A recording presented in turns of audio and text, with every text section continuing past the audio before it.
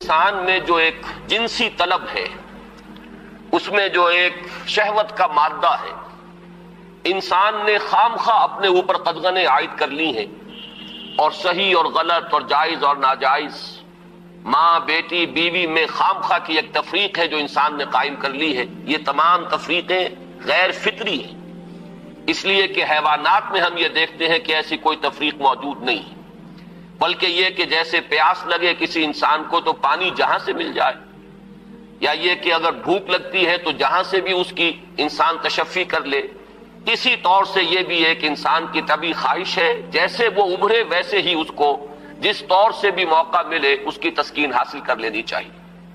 یہ دو اصل میں فلسفیانہ نقطہ نظر، اور جیسا کہ میں نے عرض کیا خاص طور پر ادب کے میدان سے، لٹریچر کے میدان سے، خاص طور پر افسانوی انداز میں، ناولوں کے انداز میں، ڈراموں کے انداز میں یہ فکر پھیلایا گیا۔ یہ فکر ہے کہ جس نے مغرب کی تہذیب کا جو یہ سماجی عنصر ہے، اسے واقعتاً یہ ہے کہ ایک سنڈاس بنا کر رکھ دیا ہے۔ جیسا کہ میں نے عرض کیا کہ ویسے تو پورے یورپ میں، اور اسی کا عکس ہے اس وقت پوری دنیا میں، اس تہذیب کے اثرات موجود ہیں، لیکن یہ کہ درجات ہیں۔ تو درجے کے اعتبار سے دیکھا جائے تو غالباً برطانیہ کا معاشرہ اور اس کے ساتھ یہ اسکینڈینیوین کنٹریز جو ہیں، یہ اس معاملے میں اس وقت پوری نوع انسانی کے امام شمار کیے جا سکتے ہیں۔ مجھے چونکہ امریکہ بھی جانے کا اتفاق ہوتا رہتا ہے تو میں نے یہ محسوس کیا کہ امریکی معاشرہ ابھی اس اعتبار سے بہت پیچھے ہے۔ یورپ کو اس میں پیش قدمی کا اور امامت کا شرف حاصل ہو چکا ہے، اور خاص طور پر یورپ میں بھی یہ تین ممالک جو ہیں یہ بہت آگے نکل گئے ہیں۔ چنانچہ شرم اور حیا نام کی کسی شے کا کوئی وجود وہاں نہیں ہے، عصمت و عفت کا کوئی تصور موجود نہیں ہے۔ معلوم ہوتا ہے کہ یہ چیزیں انسان کی لغت کی میں سے خارج ہو چکی ہیں، اس کے سوچ کے دائرے سے باہر ہو چکی ہیں۔ اور اسی کا سب سے بڑا مظہر یہ ہے کہ آپ کو معلوم ہوگا کہ برطانیہ میں بھی یہ قانون منظور ہو چکا ہے، اور اسکینڈینیوین کنٹریز میں بھی، کہ دو مردوں کی شادی بھی ہو سکتی ہے۔ دو مرد لیگلی، قانونی طور پر شوہر اور بیوی کی حیثیت سے رہ سکتے ہیں، قانون انہیں تسلیم کرے گا یہ شوہر ہے اور یہ بیوی ہے۔ اب اس درجے پرورشن، اس درجے فطرت انسانی کا مسخ ہو جانا، یہ چیز کہ جو ناقابل قیاس ہے، لیکن یہ کہ بالفعل دنیا کے اندر یہ موجود ہے۔ اور پچھلے دنوں جب مجھے اتفاق ہوا جانے کا سویڈن، تو وہاں معلوم ہوا کہ ایک پاکستانی بھی ہیں، ایک سرحد کے رہنے والے صاحب، جنہوں نے کہ ایک لڑکے سے وہاں شادی کی ہوئی ہے، اور قانونی اعتبار سے وہ میاں اور بیوی کی حیثیت سے وہاں مسلم طور پر زندگی گزار رہے ہیں۔ یہ جو معاملہ ہے، مجھے زیادہ صدمہ جس بات کا ہوا وہ اس پہلو سے کہ اس معاشرے کی جو اچیومنٹس ہیں، جو انہوں نے خوبیاں حاصل کی ہیں، ہمارا معاشرہ جو ہے ان کے بارے میں تو سوچنے کو بھی تیار نہیں۔ مثلاً یہ کہ سیاسی سطح پر مساوات، معاشی کفالت کا اصول، کہ کوئی شخص وہاں بھوکا نہیں رہ سکتا، ہر شخص کی گویا کہ کفالت جو ہے وہ ریاست کے ذمے ہے۔ وہ باتیں جو اسلام نے دی تھی، جو حضرت عمر فاروق رضی اللہ تعالیٰ عنہ کے قول منسوب ہے کہ اگر دجلہ و فرات کے کنارے کوئی کتا بھی بھوکا پیاسا مر گیا تو عمر قیامت کے دن ذمہ دار ہوگا۔ یہ نقشہ واقعہ ہے، تسلیم کرنا پڑتا ہے کہ ان لوگوں نے اس چیز کو آج کی دنیا میں بالفعل حاصل کر کے دکھایا ہے۔ سماجی مساوات کا یہ عالم کہ اگر کوئی فائنینس منسٹر، اسے بھی اگر اپنا چیک کیش کرانا ہے تو وہ بھی بینک میں اسی طرح لائن میں لگتا ہے جیسے کوئی عام شہری لگتا ہے۔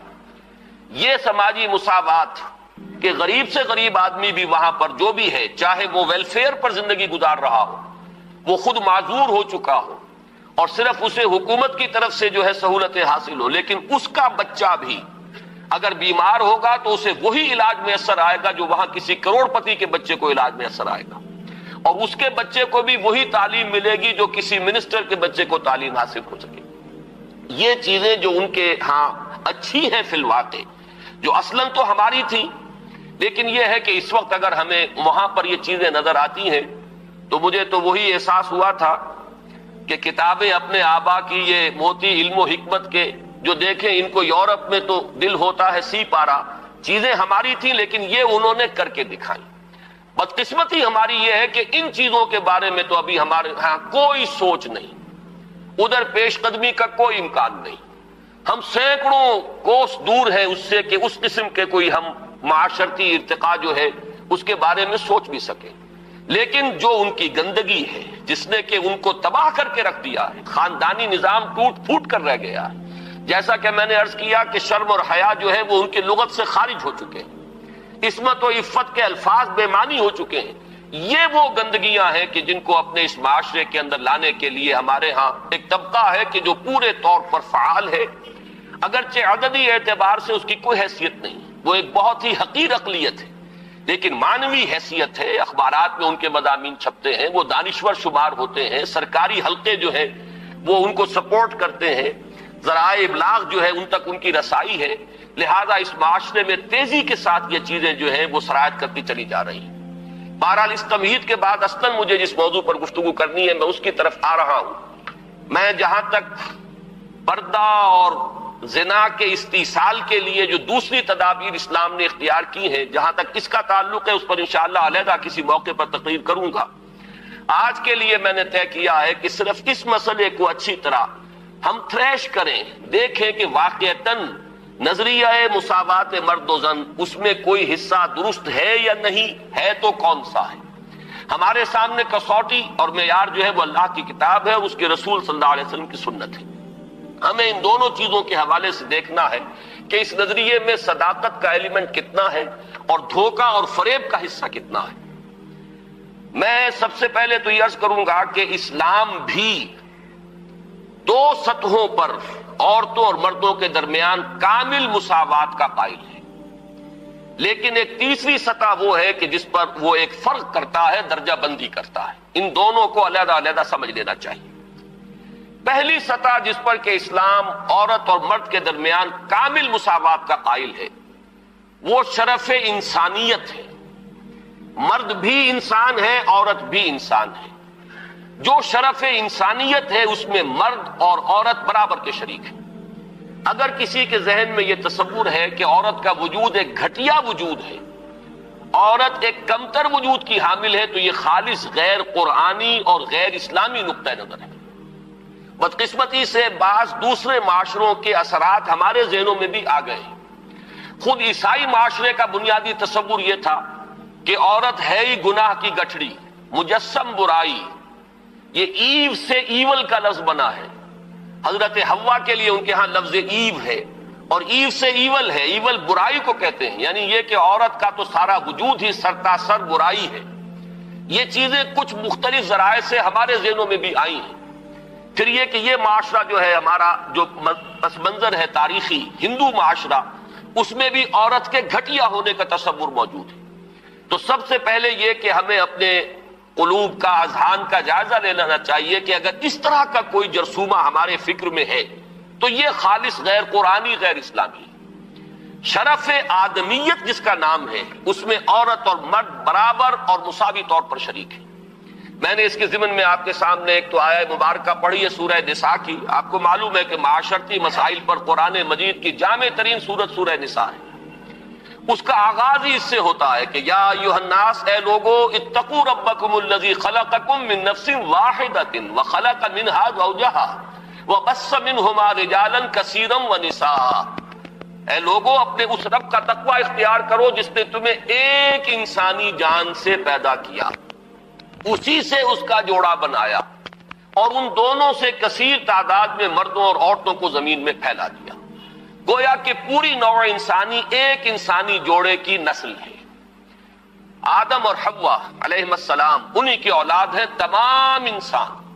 اس پہلو سے تمام انسان بھی برابر ہیں، اگرچہ نسلیں ان کے اندر وجود میں آ گئی ہیں، اگرچہ شکلیں مختلف ہو گئی ہیں، رنگتیں ان کی تبدیل ہو گئی ہیں، ایک دوسرے سے بہت مختلف ہو گئی ہیں، لیکن یہ کہ تمام شعوب و قبائل کا فرق ہو یا لونی یا لسانی فرق ہو، ان سب کی کوئی حقیقت اس اعتبار سے نہیں ہے کہ کوئی ان میں اونچا ہو جائے کوئی نیچا ہو جائے. کلکم بنو آدم و آدم من تراب، تم سب کے سب جو ہو آدم کی نسل سے ہو اور آدم مٹی سے بنائے گئے تھے. لا فضل لعربی علی عجمی ولا لعجمی علی عربی ولا لاحمر علی اسود ولا لاسود علی احمر الا بالتقوی.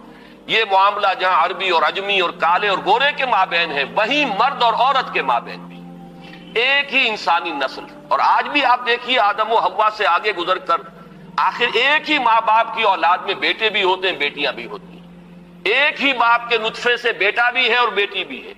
ایک ہی ماں کے بطن سے بیٹی کی بھی ولادت ہو رہی ہے اور بیٹے کی بھی ہو رہی ہے. تو کوئی فرق و امتیاز ان کے مابین اس پہلو سے کہ مرد مرد ہونے کے ناطے اعلیٰ ہو اور عورت عورت ہونے کے حوالے سے گھٹیا اور ادنا ہو، یہ خالص غیر اسلامی غیر قرآنی تصور ہے. شرف آدمیت، شرف انسانیت میں یہ بالکل مساوی ہے. دوسری چیز کہ جس میں اسلام پوری مساوات تسلیم کرتا ہے وہ ہے نیکی کا میدان، خیر کا میدان، اخلاق کا میدان، روحانیت کا میدان. اس میں بھی دونوں برابر ہیں، ان میں کوئی تفریق نہیں، کسی پہلو سے کوئی فرق نہیں. میں نے اس کے ضمن میں ایک طویل آیت قرآن مجید کی آپ کو پڑھ کر سنائی ہے. آپ خود غور کریں گے کہ یہ جو گردان کا سا انداز یہاں لیا گیا ہے سورہ احزاب کی آیت نمبر 36 میں، آیت نمبر 35 میں، اس سے آپ خود اندازہ کر سکتے ہیں کہ تصور کیا دینا مقصود ہے.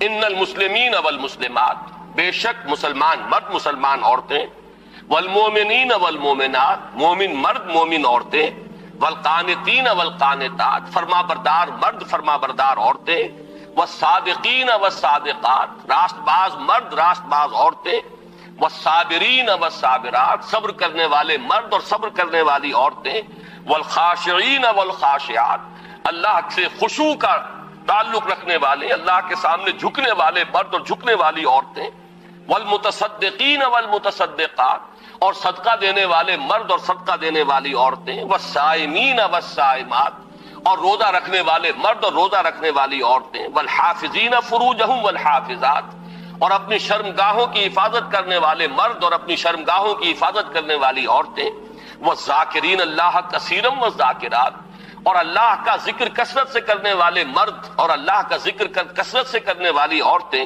اعد اللہ لہم مغفرۃ واجرا عظیما، اللہ نے ان سب کے لیے تیار کی ہوئی ہے، فراہم کی ہوئی ہے مغفرت بھی اور بہت بڑا اجر بھی. یہ سارا جو ہے اس آیت کا ماحصل کیا ہے؟ یہ تمام وہ اوصاف ہیں کہ جو مطلوب ہیں، یہ محاسن ہیں، یہ بھلائیاں ہیں، یہ نیکیاں ہیں، یہ اعلیٰ اقدار ہیں جو اسلام چاہتا ہے کہ انسانوں کے اندر پروان چڑھیں. اور اس آیت کا انداز بتا رہا ہے کہ اس میں کوئی فرق و تفاوت نہیں ہے. کسی کے لیے کوئی معاملہ نہیں ہے کہ عورتوں کے لیے یہاں جو ہے داخلہ ممنوع ہے یا عورتیں اس مقام تک رسائی حاصل نہیں کر سکتی، بلکہ یہ کہ نیکیوں میں، بھلائیوں میں، خیرات میں، حسنات میں، ان تمام کیفیات کے اندر عورتوں اور مردوں کے لیے کھلا میدان ہے. اپنی اپنی محنت، اپنی اپنی کوشش سے جو بھی چاہے اعلیٰ سے اعلیٰ مقام حاصل کر لے. اسی مضمون کے لیے میں نے ایک آیت آپ کو سورہ نساء کی بھی سنائی. للرجال نصیب مما اکتسبوا وللنساء نصیب مما اکتسبوا، مردوں کے لیے حصہ ہے ان میں سے جو انہوں نے کمایا، اور کمائی سے یہاں مراد ہے اعمال کی کمائی. کسب کا لفظ قرآن مجید میں شاذ کہیں آیا ہے معاشی کمائی کے لیے، آیا ضرور ہے لیکن بہت شاذ. اصل میں یہ لفظ جہاں بھی آتا ہے وہ اصل کمائی جو ہے انسان کی اس دنیا میں وہ نیکی یا بدی ہے.